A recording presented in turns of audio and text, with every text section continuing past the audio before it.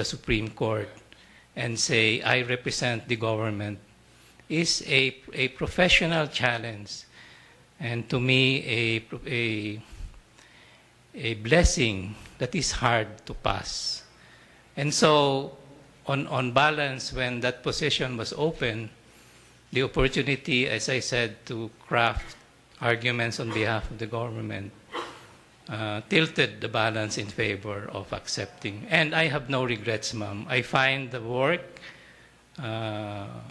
with all due respect to my successor in the Ombudsman, I find the work very, very professionally satisfying. Thank you, Soljan.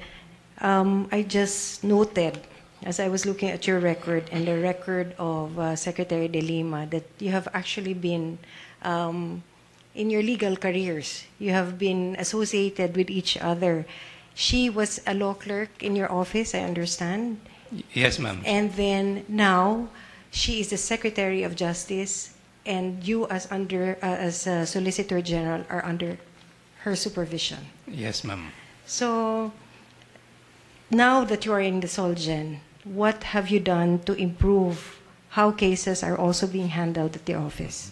The most important element that I think I have introduced into the Office of the Solicitor General is when I came in, they have a system of assignment of cases based essentially on seniority. There are task forces based on the seniority of the Assistant Solicitor General. I pay deep respect for the task forces, and I have told this to my Assistant Solicitor Generals. It is a testament to their seniority. On the other hand, I found a need to balance training for the younger ASGs, the younger lawyers now in the Office of the Solicitor General.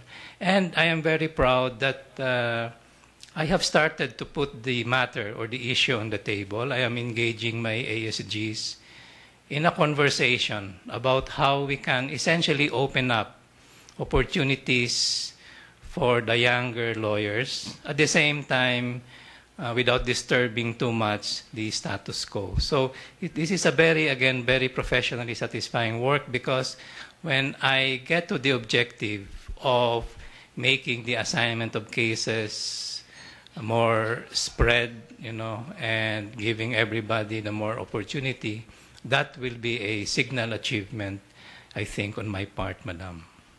So in both offices, you have managed to do something about case management, handling of cases, and also professionalism of the workers in the offices. Now, I would like to know your thoughts with respect to not only accountability but also independence of the court.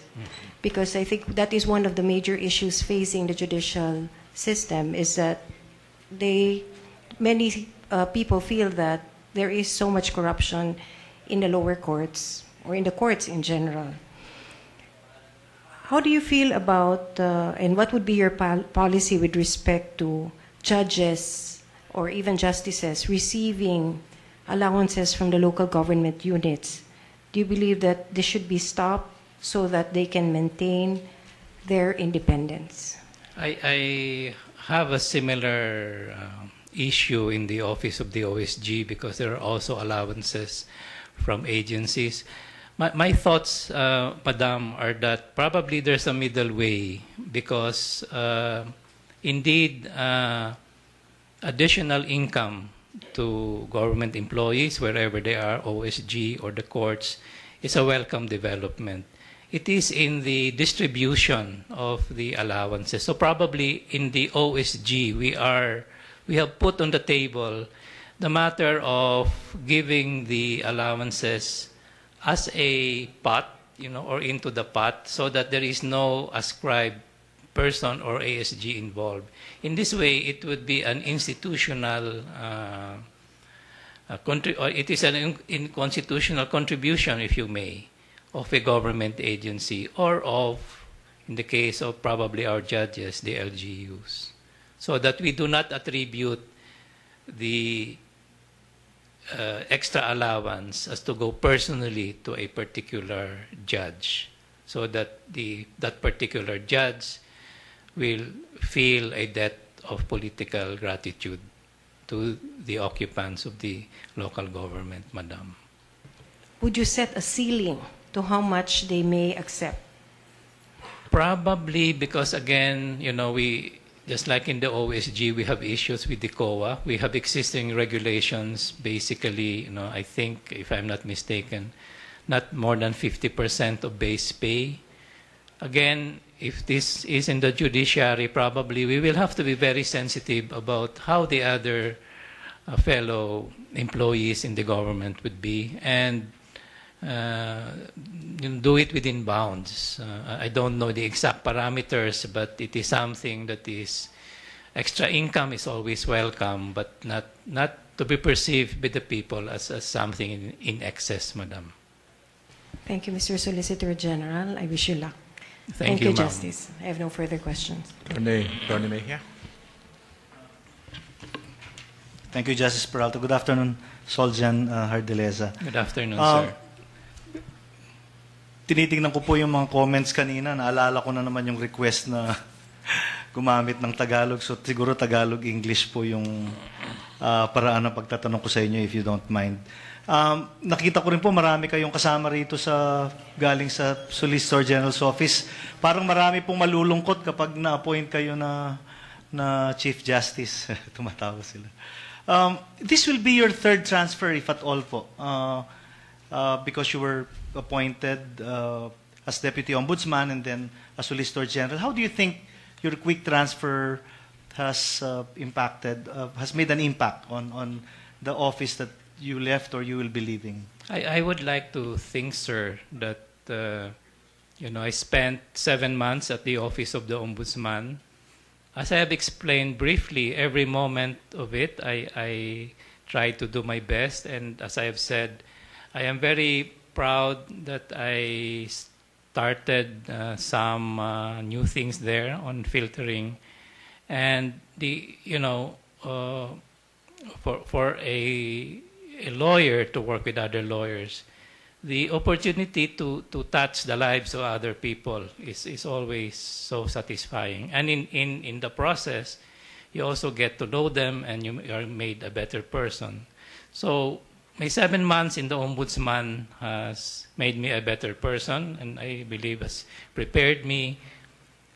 I think even as I had left the institution, I had given some contribution. I could have done more. And it is the same feeling that I have at the OSG. It is a great institution, great lawyers. I am surprised by the quality of the lawyers now. We have, I can say honestly, we probably can match the quality of the hiring of the private big firms. I try to manage by consensus, and I've learned so much about dealing this time with peers, especially my ASGs. But if I get onto a higher calling, again, I will be so lucky that I have touched lives, and similarly, they would have prepared me to be a better person. Halimbawa po, nahirang na kayo bilang Chief Justice and it's your first opportunity to talk to the other members of the Supreme Court. What will you be telling them in that first meeting? Kung pala rin po, the first thing I will do will be to probably call all the members of the court and have a conversation about how blessed I would be to be with them. Very conscious that many of them are older than me. Very conscious that I have never been a judge, and assuring them that kung pala rin po, I will do my work with all humility, learn from them, just like in the other 2 government offices where I have been and I'm now. I come in to learn. I have things to bring to the table from the private sector, but I will fully adjust myself. Meron pong katanungan dito na gusto kong basahin na nakapatungkol sa inyo. Gusto lang naming malaman at itanong ninyo regarding the legality of the 3% Judicial Development Fund and Supreme Court Salary Adjustment Fund being imposed and collected by the RTC Clerk of Court mula sa na-foreclose na mortgage as a requirement na kailangang bayaran muna bago ma-annotate sa TCT ang foreclosure sale. Can we have your comment on that po? Well, I will have to confess, sir, I'm not very familiar with that procedure, so I will confess I cannot answer you po. Okay. With regards to the asset disclosure po of public officials, do you think there is a conflict between the secrecy provisions of the FCDL and the asset disclosure provisions of RA 6713? My own personal view, sir, is that there is none. My view is that, this is my own personal view, is that this is one of the provisions of the Constitution, which in my view is self-executing. Of course, if confronted, if I sit in the court as a judge, I will keep an open mind, and despite my personal view, will have to decide a case based on the facts and the law. As my final question, what should be the ideal relationship between a justice appointee and the appointing power? The proper relationship, sir, is the relationship which springs out of our tripartite system of government, which is we have three co-equal branches of government. Once the appointing power has made an appointment, the appointing power should respect the fulfillment of the duties of the appointee, for example, in the judiciary. And likewise, under our separation of powers, whilst the Supreme Court has the power of judicial review, where an act of the appointing power or even of the Congress is at issue, under our system of government, due deference is always given to the powers of the executive within his realm, with the policy making of the Congress. But at the end of the day, it is the duty of the court, as it said in the Constitution, that where there is a conflict between the Constitution and acts of either the executive or acts of the Congress, then it is the bounden duty of the court to enforce the rule of law and, if need be, to reverse. But then, many rulings of the Supreme Court, coming back from Chief Justice Laurel, always say the separation of powers is not supposed to be an ironclad separation of the three branches of the government. They are supposed to balance each other.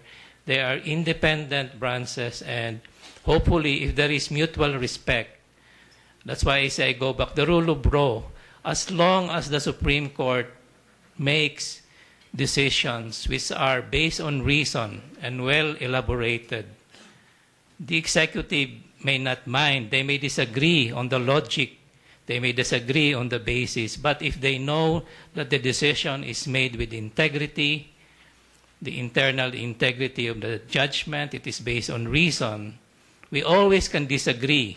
But if we grant good faith, at the end of the day, sir, I think that's the proper relationship between the appointing power and the appointed in the judiciary. Thank you. That will be all. Good luck, Solicitor General Hardilesa. Thank you, Justice Peralta. Thank you, sir. At yan po, natapos ng interviewin si Francis Hardilesa, Solicitor General, at ikalimang nominado para sa pagkapunong maestrado. And we still have with us Attorney Cynthia Rojas. At ito po kasi si Sol Gen Hardilesa, graduate pala siya meron siyang Masters of Law from Harvard Law School. At siya ay na-admit din sa New York State Bar at U.S. Eastern and Southern Districts of New York. At he placed third in the bar exams. Gaano kabigat itong mga ganitong credentials kapag namimili ng isang Chief Justice? Mas dehado ba yung mga hindi nag-graduate sa mga tanyag na law schools? I don't think that's, or it's impressive. For one, it's impressive coming from noted schools like that, no? Kaya lang, dito, I think it's his plan for the judiciary, which should be important. I think we also heard from OSG Hardalesa himself. He admitted, hindi siya member ng judiciary. He comes to the table with things or ideas in his mind kung ano yung judicial reforms na gusto niya because precisely he comes from the private sector. So itong kanyang mga natutunan sa mga noted schools na to, from Harvard, etc., all his experience, pwede niyang dalhin sa table. So I think kanina rin sinabi rin ni JBC member Cayosa, no, na it's not the first time humarap si OSG Hardalesa. Yes. He was already interviewed for Associate Justice prior, as well as for Ombudsman for Luzon. So, ang question nga ni Justice Cayosa kanina was, what have you done in the past months that you've been moving from the Ombudsman to the OSG? Yun din ang naging tanong ni Attorney Mejia, di ba? So, I think, ang dami nating pwede i-consider dito. And all these things, I'm sure, the members of the JBC are taking into account. Lahat sila kasi, I think, are capable and qualified. So it's just a matter of pruning them to that list to be submitted to the President. Yes. At 3 dekada na rin siyang practicing lawyer. Yes, At kanina, attorney, may sinasabi nga si Attorney Hardalesa nga regarding yung reforms na gusto niya makita, yung abuse of process, yung how to expedite yung mga cases na tumatagal, minsan taon na. I think dito pumapasok yung kanyang experience as a practitioner. Yes. Kaya nga niya precisely gustong isulong itong mga reforma na to kasi na-experience niya to bilang litigante. Kaya ko, litigante din ako. Kaya alam ko yung mga problema ng mga pumupunta sa korte, yung tagal, yan ang reklamo, hindi ba? Pero marami rin kasing problema dito kulang ng judges, kulang, marami. So, I think this is what OSG Hardalesa wants to taking into account if and when he becomes the Chief Justice himself. Itong judicial reforms, especially I think, ang maganda nga dito, yung sinabi niya, yung abuse of process. Yan, biktima palagay ko, hindi lang, marami nagiging biktima dyan. Paano ito na-abuse yung process? Hindi ba may batas para maiwasan yung pag-abuso ng proseso? We have to admit, there are nuisance cases. I think si OSG Hardalesa talked about that, na marami, there has to be a merit system to try to see kung yung kaso ba talaga na sinusulong sa korte, which takes the time of all the judges. Ang problema kasi kung wala talagang kwenta, walang kwenta yung kaso, walang merit, and yet, dahil under the law, pwedeng ipasok sa korte itong kaso na to, dahil may pera ka, for example, pinapasok. Not necessarily saying na maipapanalo yung kaso na yon. So I think that's one of the things that OSG Hardalesa wants to take into account, yung na hindi maabuso yung proseso kung papaano tayo kumuha ng redress for our grievances. Si OSG Hardalesa, sinasabi nila may conflict of interest. No? Isa sa mga issue na inihaharap laban sa kanya is he was Senior Vice President at General Counsel of San Miguel Corporation. If he becomes Chief Justice, hindi ba tapos may mga kaso ang San Miguel? Hindi ba maapektuhan yon? Yun na sinasabi, no? Dito yung, I think the biggest stumbling block of OSG Hardalesa is the conflict of interest. We of course know that San Miguel is involved in several cases and necessarily aakyat siya sa Supreme Court So, dito, titignan ng mabuti kung maging Chief Justice si OSG Hardalesa, saan ba siya sa mga issues na to? Considering that he's coming from the private sector, baka ang i-advance niya yung concerns ng San Miguel, for example, but I don't think it's fair to judge him in that manner. Una, pwede siyang mag-inhibit sa mga kaso na to. But of course, there will always be a question or a doubt as to his credibility or his position.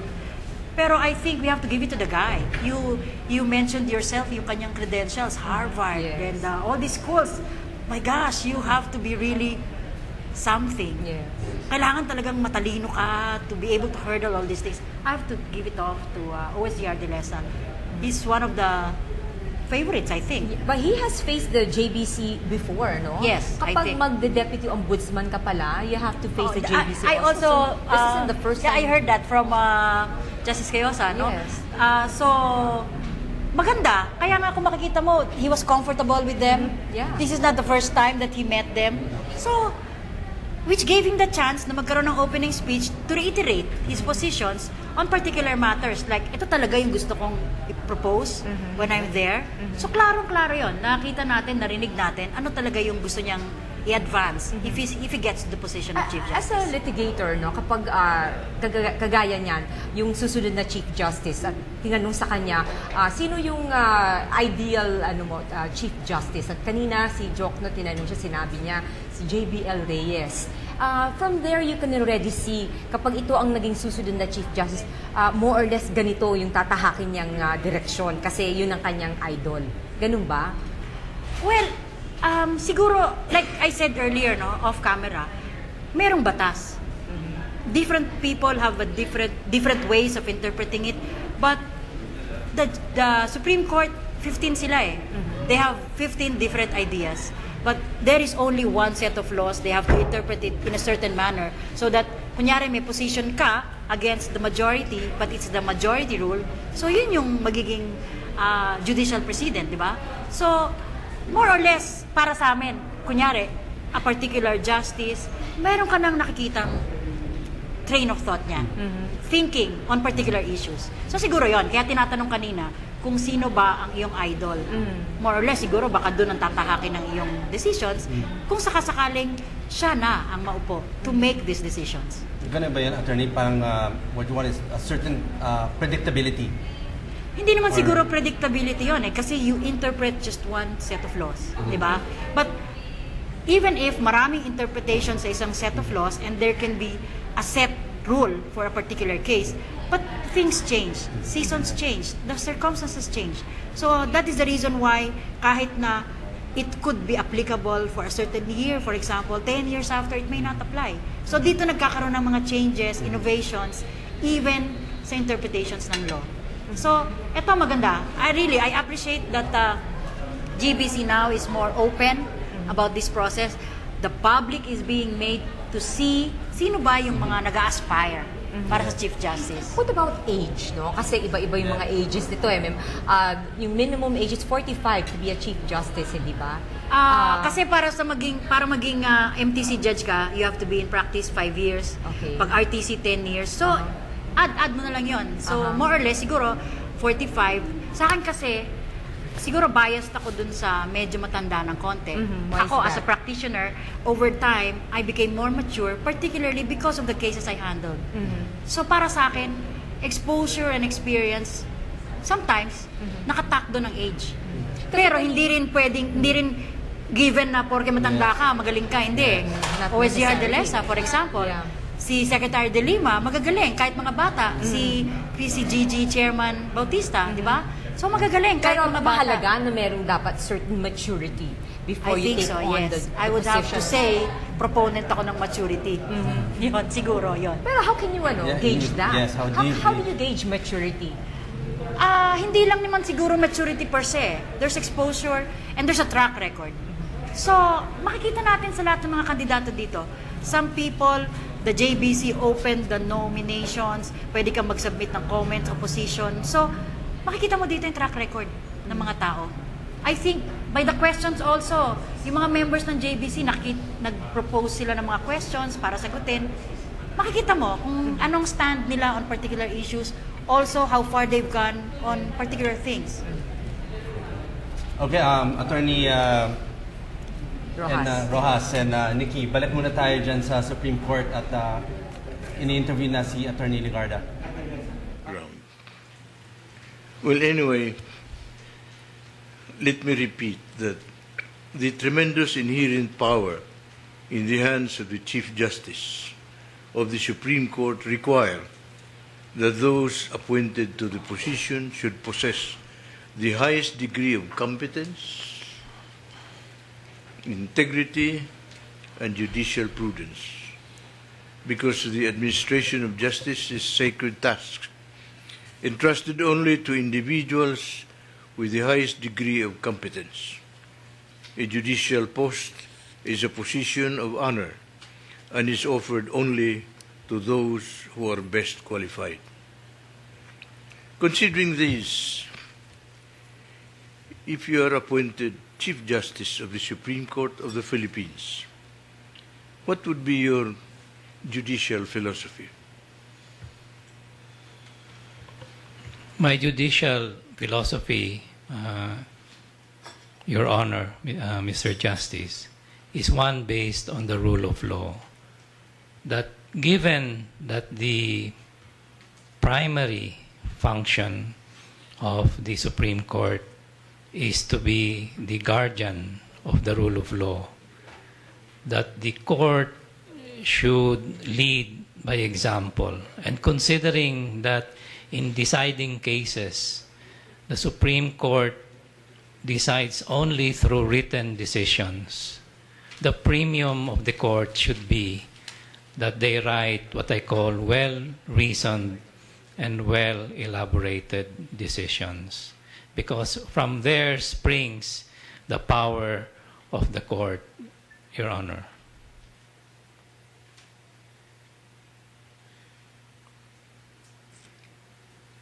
I wonder if you're aware of the Coco Levy Fund. Are you? Does that ring a bell? Yes, Justice, from what I read from the papers. Oh. Well, there's involved billions of pesos in sequestered assets coming from the Coco Levy Fund. And this was acquired with the tax on copra collected from farmers for 9 years during the Ferdinand Marcos martial law. Are you aware of what happened to this coconut levy fund?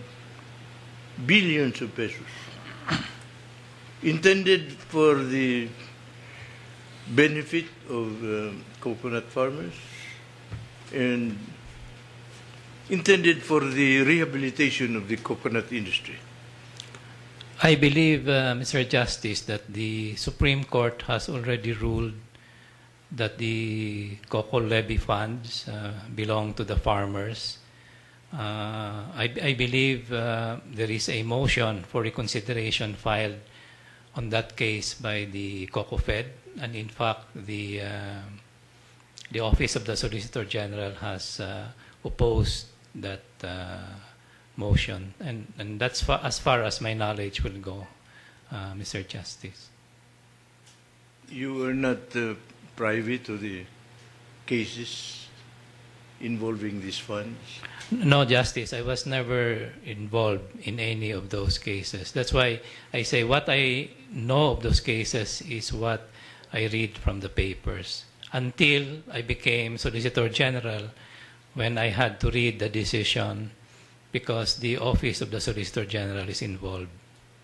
As the lawyer of the Honorable Danding Kuhuangco, you were not privy to these transactions? No, Mr. Justice. I was the lawyer for San Miguel Corporation, and San Miguel Corporation was not involved in those cases. Mr. Kuhuangco prosecuted those cases on his own personal behalf, and he had his own personal lawyers. Well, on that note, thank you very much. That will be all. Thank you, Justice. Attorney Secretary Mosngi. Good afternoon, Soljan. Afternoon, Secretary Musking.